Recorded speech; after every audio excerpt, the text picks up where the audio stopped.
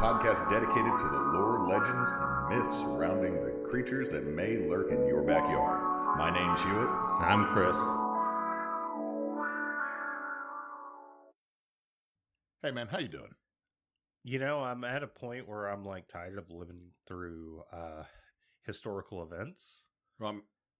I rephrase that because like we always are living through historical events. Just like living through historical events in the sense that it's like, oh, this is definitely going in a history book, like sort of deal. Yeah, like it's not okay. okay, Monica Lewinsky, that whole scandal. I don't think people were like, yeah, that's going to be remembered as like this historical event. Like it is in the 90s college level classes. But like it just feels like this last week has just been like, oh shit's getting real. But on the good end of that, I've just been taking care of my health. Just taking care of things, trying to keep myself afloat. I think that's everyone right now. Yeah, I just spent close to $450 on groceries. That used to cost me $225, and I found out thanks to TikTok would cost me $150 in Germany. Yeah, I'm scared to look up how much we do weekly groceries because we do meal prep. And I put down 26 items, not necessarily high price, not high price items. But it's nearly $100 for 26 items. And I'm like, if this was like 2-3 years ago or 4 years ago, this probably wouldn't be. No, it's like the best example is I didn't buy something that I've been buying a lot recently. Well, I shouldn't say a lot. I would buy the 6-pound chub of beef at Sam's Club. See, I love getting that, but now it's $60. Like yeah. I was paying, like I would get it for 30, maybe 42, like 6 and it months was ago. A lot of fucking. Well, I mean, the thing is that I make tacos and I do hamburger helper because I got 2 kids. Yeah, and you can do that. You can do meatloaf, hamburger steak. Thank God they actually like meatloaf. Hamburger steak, not so much. Even though you make it pretty much the same as meatloaf, but I mean, I got picky kids. But I mean, the reason this was such an expensive trip is for the first time this year, having to buy chicken, pork, and beef landed on the same trip. So out of that $300 I spent at Sam's, 50 of it was a giant box of pull-ups because we're now potty training. And then I had like $30 in pork chops. Potty training. Well, I had like $16 in pork chops. Had it like $30 in chicken because chicken's gone up, right. And then I had to get a smaller chunk of beef. So right there, I've almost hit $100 out of what I bought, and then the rest of it's like piddly stuff. Like I had to get bread, had to get eggs, but like I had a full cart, and I will not have to grocery shop seriously again for a while. But like it hurt, and then having to go to Walmart. Because I can't get paper goods at Sam's because I don't have the storage space. Right. For like 1 metric me of toilet paper. Yeah. One thing that I have been doing, just because it's been this is, I swear, part of the subject. Not to segue so badly right now. We're usually very good at segue, but I've been so good. We're so good at that. I mean, I've been playing Fallout, and I've also, like, much to your chagrin, been doing Magic the Gathering, and I have a new commander that I've been working with and I've been building around, and I think it's pertinent to this because it's the Mothman. Oh, we're doing it. We're doing the Mothman. We're doing the Mothman. We've been teasing about that ass for this long, and now it's here. We've been teasing about the ass, and now it's here. But no, I've been building around the Mothman. It's been fun.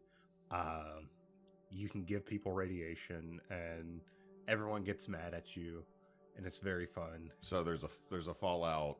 Yeah, there's magic. Well, the way it worked is this was one of the early Universes Beyond, and what it was just I believe it was just 4 different commander decks that you could buy, and then they had the collector boosters that you could buy, which they only print a certain amount of collector boosters, but they continue to print the decks. And it's not like how it is now, where they make like full standard sets of Universes Beyond. And like, I'm looking at the Spider-Man set, like, this set kind of sucks. Oh, I mean, we've mentioned this on the podcast before. I don't actually hate Magic the Gathering. It's just I'm not going to get back into it. I fully love that y'all are into it. I also don't want to give Hasbro money, even though I do want to buy at least the basic book for 2024. For like, I want to at least get the I guess just get the DM guide. Well, I guess I have to get the DM and the players, but right now they're mostly digital and they're wanting $50 a pop still. Yeah. That's not printed. They're fucking expensive. They're ridiculously, and then they want to tie it all to their tabletop, their virtual tabletop. So, well, Sigil died. What's the other one that they were working? Oh, they were working on 2 at the same time and didn't tell anybody. Yeah, so it is what it is. But yeah, no. Let's get into the Mothman. So getting them cheeks. We're getting in them cheeks now. I'm going to say this now. This is a basic overview of the initial event. I'm not gonna like get too deep into some of the lore. I just want to go over like some basic things. Like, if you've heard of the Mothman before, this is probably all information you've heard before. But if you've just seen the memes and seen the statue, but you don't know what Mothman is, this would be a good like starting point. So the Mothman is a cryptid, but at this point I would say it's more of a mythical creature, and even a folkloric creature in some instances, that was first appeared in the 1960s in Point Pleasant, West Virginia. The beast has become seen as an ill omen as its sightings cooperate with a 1967 Silver Bridge collapse, which claimed the lives of 46 people. This is the tragedy that is 100% true for Mothman. Yeah. So we can speculate, and we will speculate all day, if the Mothman's real or if like what it was something else. But the Silver Bridge collapse happened. We have evidence of it. People died. There's folks that didn't have a good Christmas that year because... Yeah. Like, I believe one of the stories was one of the ladies that saw it had just gotten done Christmas shopping and didn't go on the bridge. Like, freaked out. Yeah, there's a lot of we'll get into that, though. There are a lot of stories of people that were freaked out because they had sightings, or they had like bad feelings about the bridge. And then, to be fair, have you ever seen a picture of that bridge? Yeah, I mean, we have bridges like that here, like the Natchez to Vidalia Bridge.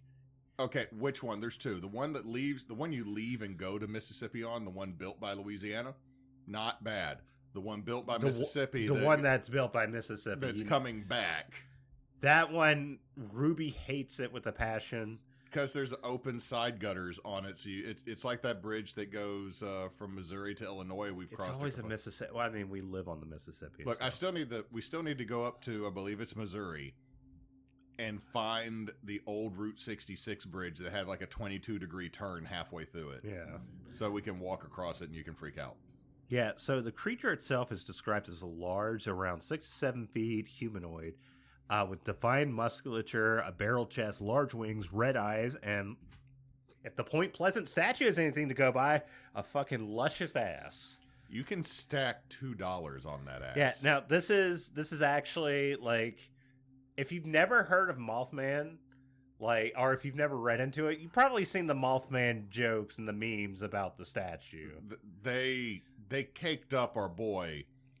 But I mean, if he's barrel chested, you might as well balance him out, right? Yeah, He needs something. He needs the bottom half to kind of like, it's like a pit bull. They need to be like, bottom heavy to like move the weight around. Then to cancel out that big ass lovely head that pit bulls have.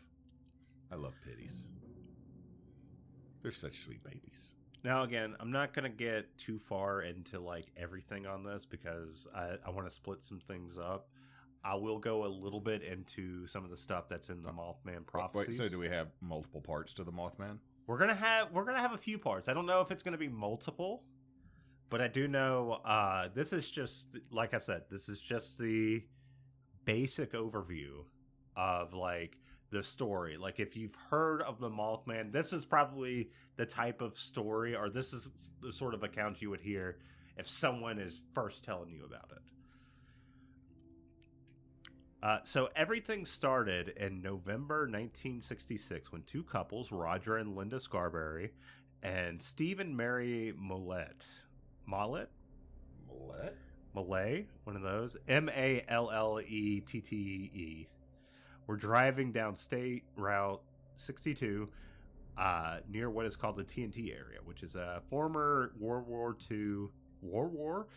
War II munitions manufacturing plant, and now is actually the site of the McClintock Wildlife Management Area, according to Wikipedia. But it's also still referred to as the TNT area. I think it's just like one of those, it's one of those things. It's like you go down to the maze. The maze is not actually a maze. It's like it's also, how many times do we still call a place by a name it was three?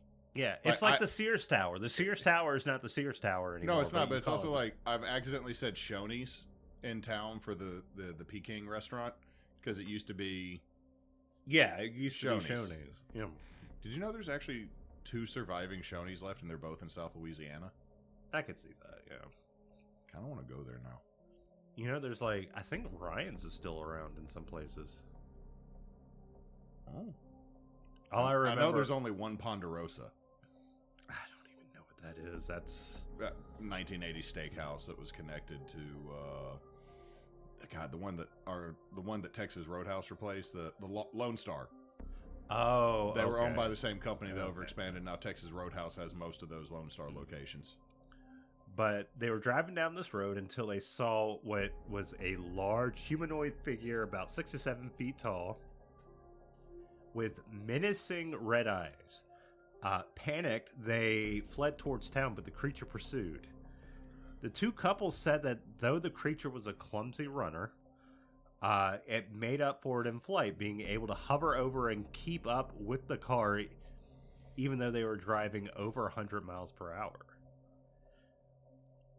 The event landed a page in the local newspaper, the Point Pleasant Register, the next day. And I love this title. I didn't know this was the title of I knew it landed in the newspaper, but I didn't know this was the title. Couple see man-sized bird, ... creature, ... something, !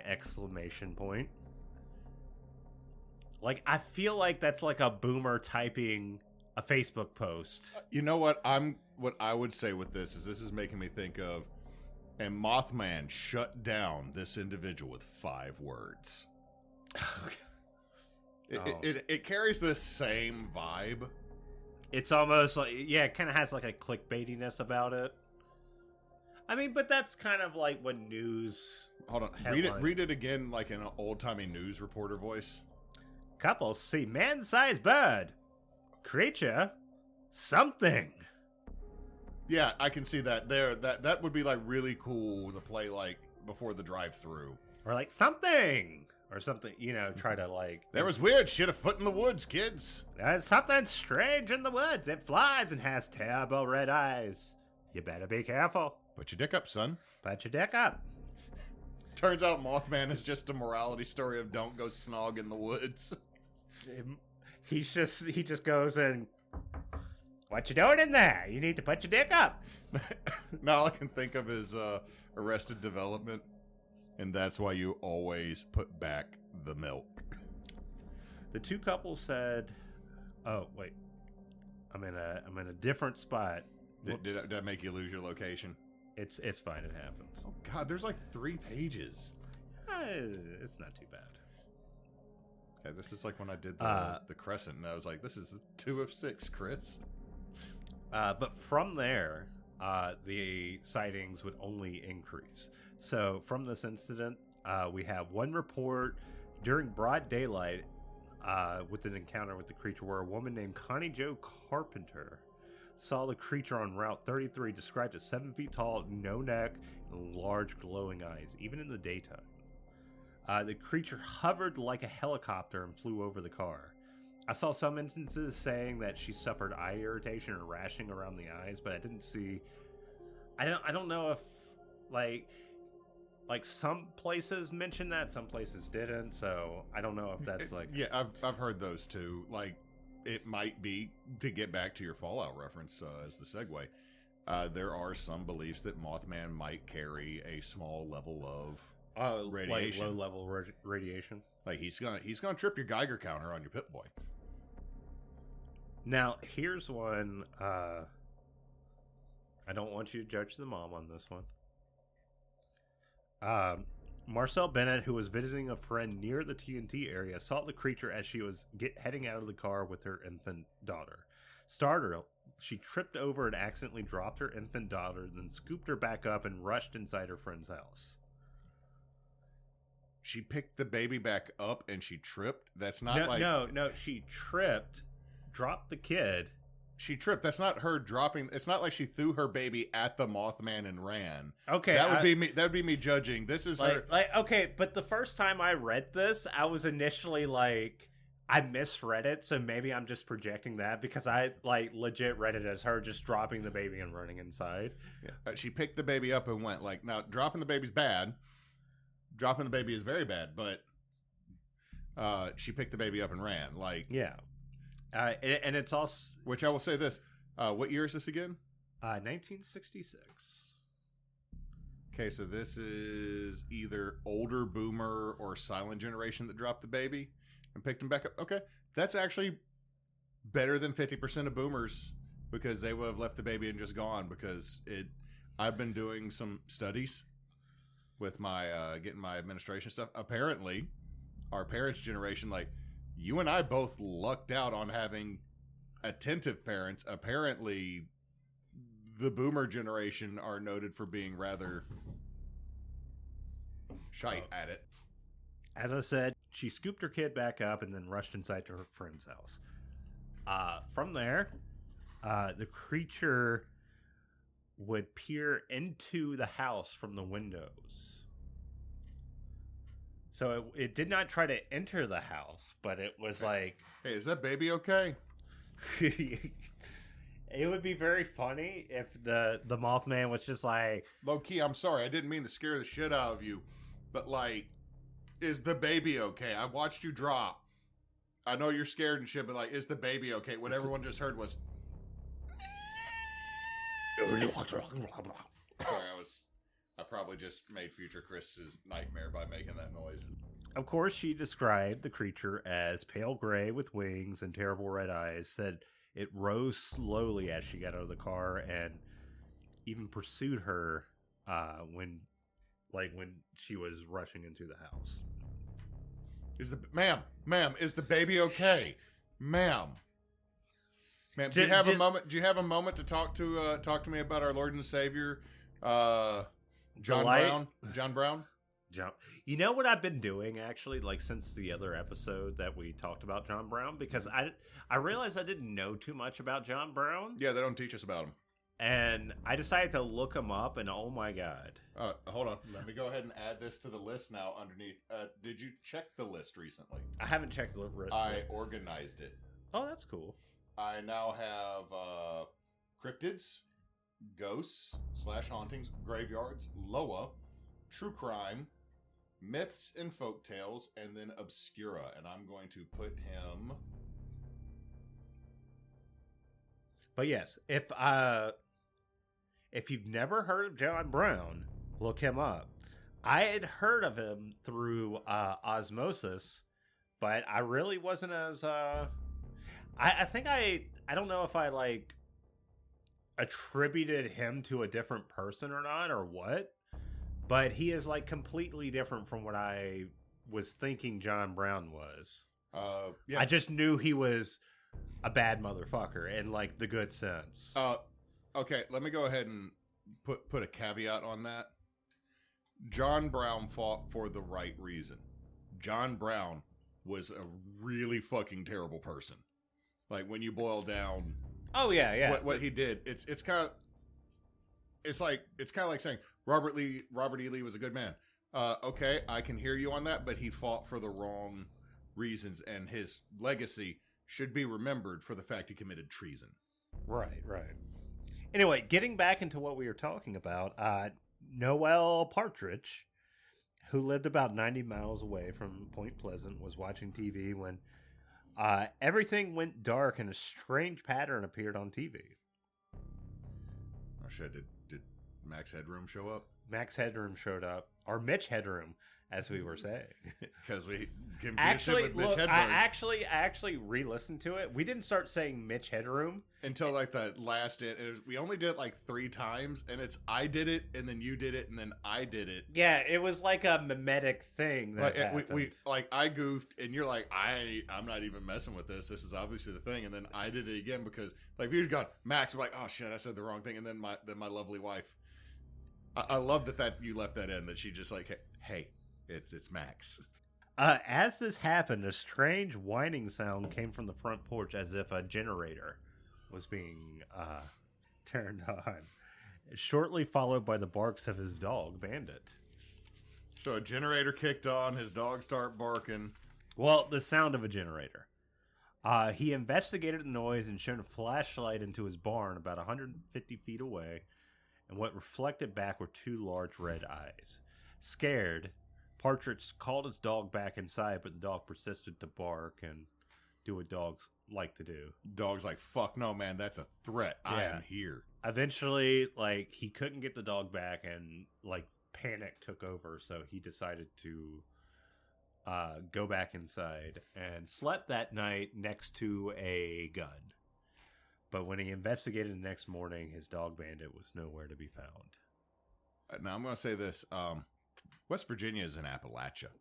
West Virginia seems to be the heart of Appalachia. I'm assuming almost everybody that lives outside of a major city in any of the states in Appalachia has a gun near their bed at all times because of the weird shit that keeps happening in Appalachia. Yeah. I mean, honestly, like, you know, as sad as it is that, like, Fallout 76 got a bad rap when it first came out, it's a perfect place for Fallout because it's weird. It definitely is. The fact that it's also the same geological formation as the Scottish Highlands is also a fun fact. I didn't know that. Yeah, so like the Appalachians that when they run and then go into the Catskills up in upper New York and then go up into Canada. Oh. When Pangea was still a thing, the Scottish Highlands and all that, and that's one reason why the Scotch-Irish, or not Scotch, but Scotch settlers coming to the United States really liked Appalachia because they said it felt home. But also it's why there's several stories that are extremely fucking similar. Now, it could be like the Scots brought the stories with them and like the Banshee just moved to freaking West Virginia, but... Yeah. So that was 4 different stories that we did.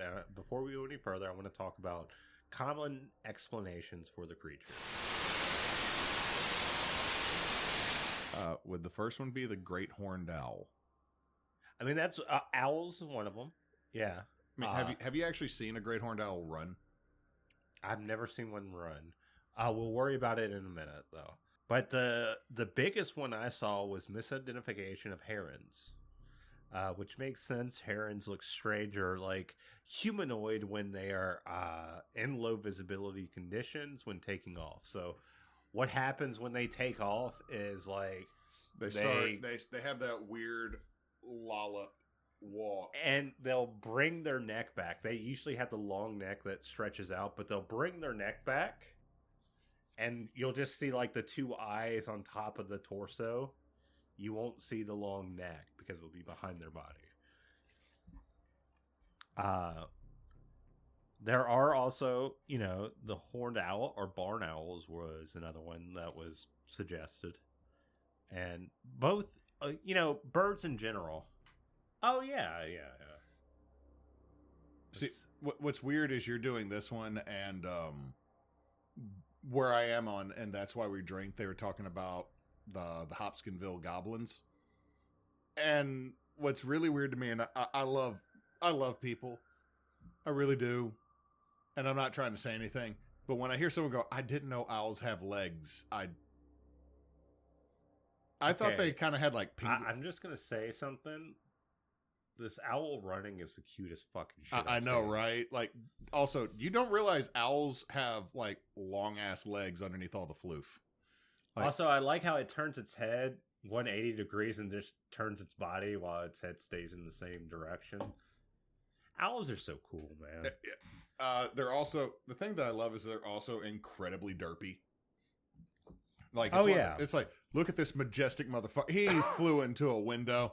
Whoops. And the owl just stands back up like, nobody saw that. Now, the thing that is, that kind of gives them a little bit of iffiness. Like, okay, if you see a bird in low visibility, you're not really going to, like, be able to understand the height. But herons tend to be smaller than 6 to 7 feet. Well, I mean, the thing is, it's like a heron or an owl. Because, let's be honest. This is not the first time we've mentioned a heron. When we mentioned dragons, Right. The one that was weird, like, and they like it vomited blood or whatever, and then also a heron was an explanation for one of the other cryptids we've talked about. And my problem is that herons weigh like a grand total of 10 pounds. Like, it's all leg, all neck, and little bitty body. So it's and it's a bird, and birds tend to have they're not dense creatures, except for the bone vultures in Africa. Ooh, danger dino burb. But there is another bird that people have suggested, especially during the time, was the sandhill crane. An interesting one because it's not actually from West Virginia. What they suspect is that the sandhill crane was going through the area because it got lost on a migration pattern. So it accidentally ended up in West Virginia.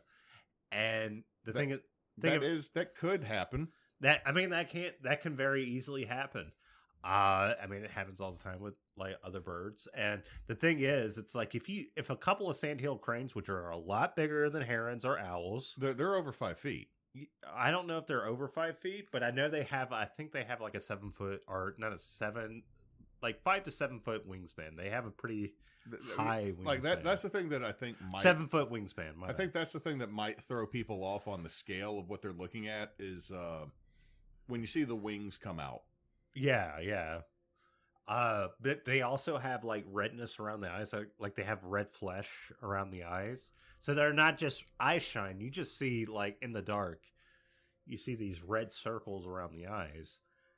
And these are not like the thing is with any sort of native creature, like especially in a place like West Virginia and a place like Point Pleasant, where it's like, I think it was like 3,000 people in Point Pleasant then, and now it's like 4,000 people. I didn't look up past that, but I'm assuming it was less people in 1960 than it is now. Probably, or roughly about 4,000 people. You get a lot of rural folks that know what they're looking at. I mean, but this is a creature. Well, like, okay, so we could always argue that when somebody gets scared, the creature gets bigger. It's not an 8-foot tiger. It was a 12-foot tiger, even though no tiger is 12 foot. Right. But watch somebody out there. Well, sir. Yeah, we're not talking about specifics here. We're just talking about. So, I mean, it's like, it's outside the norm. So I could understand, like, someone telling the story later, exaggerating like a fish story. But let's be honest. These are people in a very rural section of the country, even though it's a 4,000 person city, so it is fairly urban. These folks know what a barn owl looks like. These folks know probably what a great horned owl looks like, because it's a bigger version of a barn owl, and they've seen crane, like, okay. Yeah, they live near the Ohio River. I did not know that a heron was called a heron forever. I just called it ditch bird for like the first 12 years of my life. What's funny is like I learned a new name for them. What? From this shite poke. Cause that sounds bad. Well, the thing is, they're called that is because the reason why they're called that is because when they're spooked, they have a tendency to shit. Oh, I thought you were going to tell me like they were eating cow patties or something. No, like, because one of the thing is like one of the witnesses was like, yeah, I think it was a shite poke, is what he said, and I looked it up. It's like, yeah, it's another name for herons because herons tend to shit when they're. Oh, man, that's a defense mechanism. I might not try to chase after you if you shit on me. I mean, Yeah. But yeah, all of this would be, and if we stopped it here, this would be like a lot of stories we've done, like the Enfield Horror or the Ozark Howler or just any sort of like one-time creature. Pascagoula aliens. Yeah. What was the one that you had where it was potentially a camel?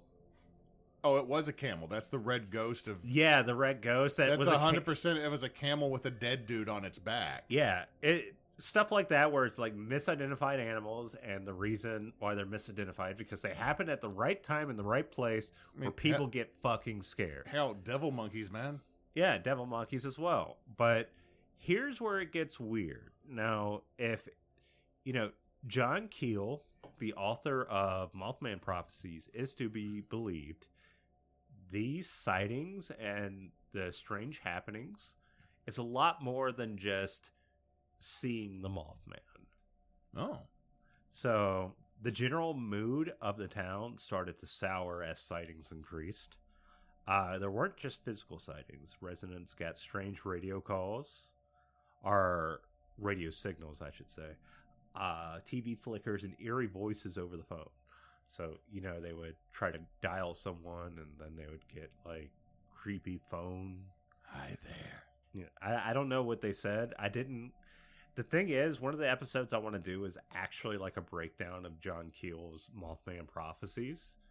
And there is so much more also associated with this that I don't want to say right now because I don't want to step on any toes. Yeah.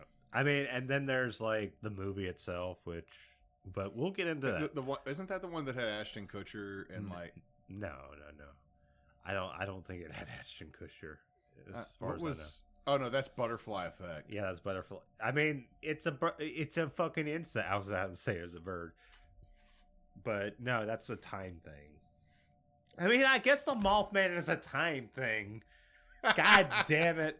As we're gonna get into it, I am so sorry for anyone if this is your first introduction to fucking Mothman. It's just us being jackasses.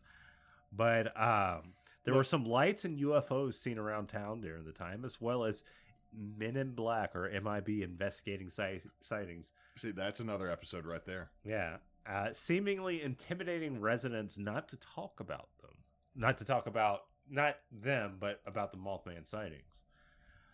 Through all of this, the main headquarters of the Mothman was said to be the TNT area, where teens were told not to go. Now, teens at the time were like teens. They wanted to go and see and be curious. Don't you go out to them TNT domes.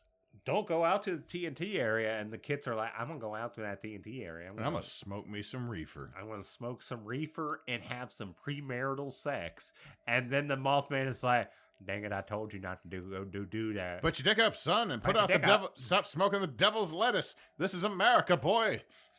Smoke cigarettes and drink beer like a good American. Get yourself a steak. Make sure it's well done with ketchup. You need to die by 45 from cardiac arrest. I have just, with the exception of beer, I have just described 3 things I absolutely hate, and that is cigarettes, well done steak. Okay, I don't hate ketchup, but like ketchup on a well done steak. Ketchup in certain contexts is bad. Ketchup on a well done steak is lipstick on a pig. Keel also stated some of the witnesses had premonitions, some of the Mothman, some of impending dooms or dreams of disasters. All of this would build into a crescendo in December 15th, 1967. So it was like nearly a full year of just seeing these sightings, people having horrible dreams, people having weird occurrences in the town, weird ass people coming into town, the G-Man coming in. Hello there. I'd like to ask you about the Mothman. Excuse me, ma'am. Have you seen anything unusual in the skies this evening? Have you seen the terrible red eyes? Oh my god, I literally just did the most dead on, like, fucking, like, comic book government agent voice. Didn't I? Just like, have you seen anything unusual when you're going to the gas station between 3 and 6 a.m.? I don't know, man. Someone farted and smelled like death. No, I don't know what that has to do. Anyway, so we're talking about the Silver Bridge disaster. We have been making jokes right before I talk about it. It killed 46 people. That's not a small number. That's especially not in a town that is 4,000 people. That's 100th of the population. Yeah. But is this a bridge that goes over the Ohio River, or I believe it goes? Or does it go over Ohio. like the Kankakee? I believe it goes over the Ohio. I don't want to say for sure, because if I lock that in, I'm going to be wrong. And it goes. Oh, I believe it goes over the Ohio River, but I'm not sure. That's what I'll say. According to accounts of that day, Keel reports that witnesses saw the Mothman perched on the bridge or near the bridge during the day of the collapse. And in his book, he builds the ultimate narrative that the Mothman was a prophetic figure or a sign of ill omen. It's that's the most common thing I've heard with the Mothman, is that he was and a lot of it stems from this book. It like does, but like also, didn't someone say like there was like a Native American legend? There are. We'll get into that later. Okay. But there's some West Virginian legends that are tenuously connected to this that happened before this, and then there's stuff like the Thunderbird that is often like people talk about that. Okay. So after the bridge collapsed, the sightings dropped dramatically. Years later, through folk tales, Keel's book, word of mouth, and the internet, the legend of the Mothman would take shape. Now, Point Pleasant, a town of about 4,000 people, has a thriving tourist section, bringing people from around the world up until 2025 for people to go to different places, try the Mothman pizza, get a Mothman mug, go get some Mothman coffee. Mothman forever over there. Mothman stole my catalytic converter in Point Pleasant, West Virginia. A yearly Mothman festival. We do. You know what? If we ever have the actual ad revenue, that is something we should do. Go to Point Pleasant. Hell, like legit. Point Pleasant is on my bucket list. I kind of want to do that and hit Huntington at the same time. Yeah, but yeah, they have turned it into this whole thing, including the great statue that was erected in 2002, that has now been dubbed the Caked Up Mothman because of TikTok. Not because of TikTok. You can look at him. I think it was actually I think people just called it Caked Up back in because I remember what was it? It was BuzzFeed Unsolved. It was Dummy Thick Mothman was originally what they called it. Like when BuzzFeed Unsolved covered Mothman, they made jokes because they went to Point Pleasant and did all the things, and then they went out into the woods to try and find Mothman. And they made jokes about like that, but and that was before TikTok. That was I think only a couple of years after Vine died. Oh my god, I'm old. But yeah, it has pierced the popular culture. It had a movie called The Mothman Prophecies as well. There's a sequel as well. I don't know about the sequel. I've only seen it was a direct to DVD. I have only seen the first Mothman Prophecies, which, from what I remember, was good, but I was also in junior high, so that's also when you're like, man, Billy Madison's really funny. Yeah, that's when you're like, you'll watch a movie and you're like, Dane Cook is hilarious. You're like, Dane Cook's funny. What else? You think Ahmed the terrorist or whatever? Okay, look, there were some jokes Ahmed made that were funny, but honestly, I never liked. Okay, I'm Jeff Dunham. That character and Jeff Dunham in general are terrible. But I'm just saying level of humor. Peanut. I liked Peanut. That level of humor appeals to like 12-year-olds and 11-year-olds. Manga. God, 2002. So that was just after fucking. I am old. This is just before I graduated high school in 03. You graduated in 03? Yeah, I graduated in 03. I wasn't slated to graduate until 07. Okay, I guess because I did get held back, I was supposed to graduate in 06. But I never graduated anyway, so it doesn't matter.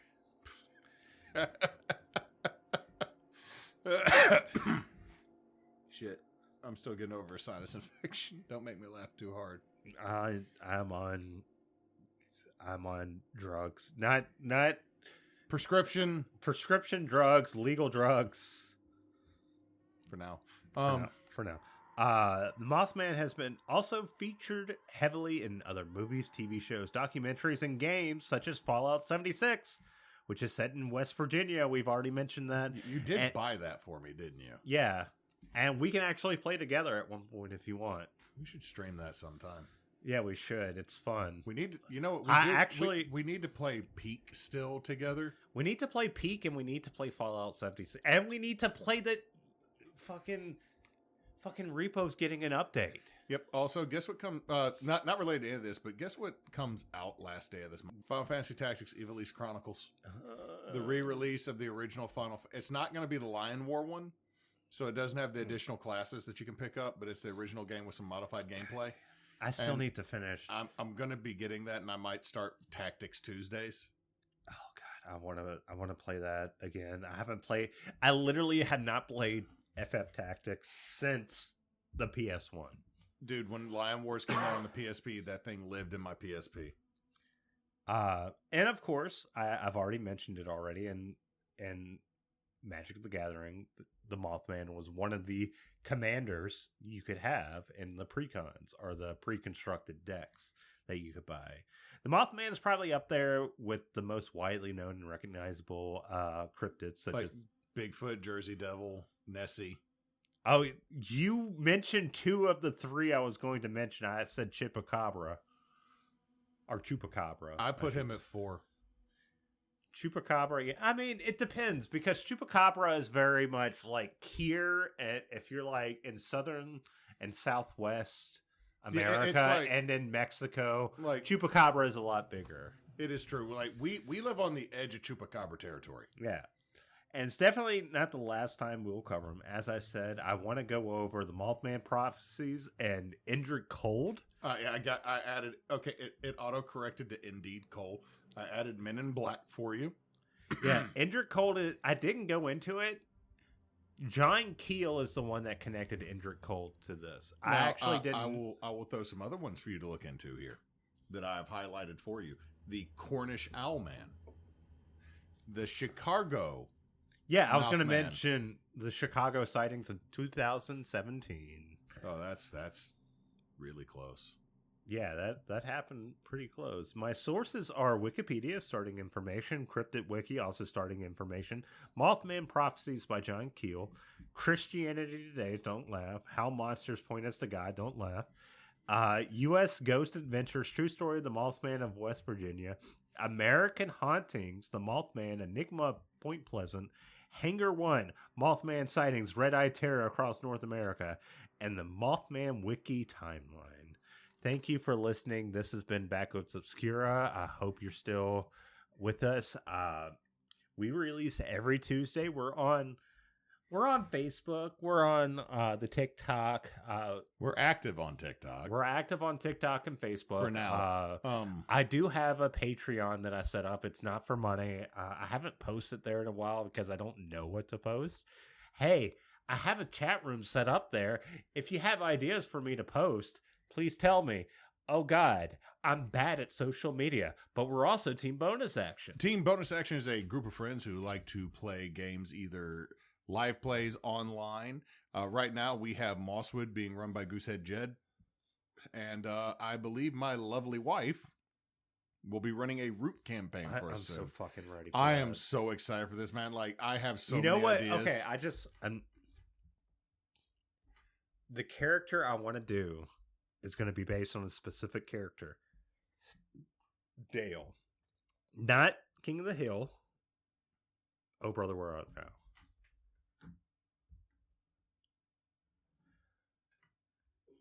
You're a patrifamilia? No, not Everett. No. I'm saying Dale was the one that asked him, aren't you a patrifamilia? Yeah. No, that's Dolmer. Domer is who I'm thinking of. Yeah. Oh, God. Anyway, Team Bonus Action is currently partnered with Extra Life throughout the rest of the year. All donations made to us will go to Batson's Children's Hospital in Jackson to help parents pay for medical bills. If you can help us, we'd greatly appreciate it. Please do. Because pay it forward, folks. Because right now, we all have money. I know it's tight, but nobody is immune to medical expenses. And to have to choose between paying your light bill and paying your child's medical bill is a horrible situation to find yourself in. So if you could help those that are less fortunate, we would greatly appreciate it. Delmer was the character. I don't know why I said that. Anyway, I hope you have a good day or night or whatever time it is over there. Hey, Chris. Wait. Mothman, take the wheel. Take it in your Brundlefly hand. Oh, man, that dude died recently. The guy that sang Jesus Take the Wheel, he died recently. Did he? Yeah.